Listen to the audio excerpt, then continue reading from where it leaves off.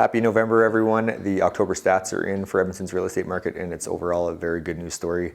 So despite the interest rates being as high as they have been, potentially even because the interest rates have been really high, we're seeing a record number of sales. And the reason being that they're higher is because of the out-of-province sales that are happening. So there's a lot of people that are essentially pushed out of the market in Ontario, BC, and still taking advantage of affordable pricing here. And so that is a big reflection on the really good news story, which is that the condo sales are up significantly. They're up 57% from this month last year, which is unheard of. And granted, they weren't super healthy at this time last year. 57% increase is incredible.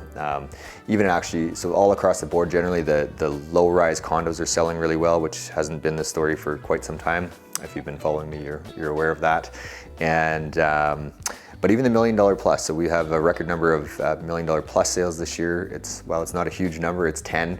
That's double what it was last year and the year before already for the entire year. So overall, things are starting to really look up, and we still have a long way to go on the condo market.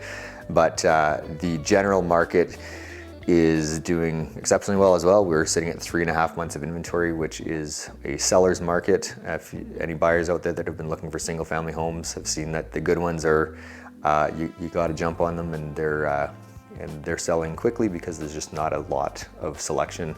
And so while those prices aren't increasing drastically by any means, it's almost negligible. Buyers are still cautious, obviously, because of the interest rate costs, but they're doing very well. I expect that to continue through next year, and as interest rates are expected to start to come down as early as the late spring, because if they didn't, there would be a lot of issues with people renewing their mortgages who are sub 2% to renew at 6%. We know, the government is smart enough to know that that would really cripple the economy. So, so we strongly believe that they will start to come down here soon, which is great news. Luxury market in general is doing well. The sales are down just barely, just a little bit from last year and the year before, but they're really holding their own. So overall, it's a good news story, and I expect that to continue through the year. And so we'll see you next month.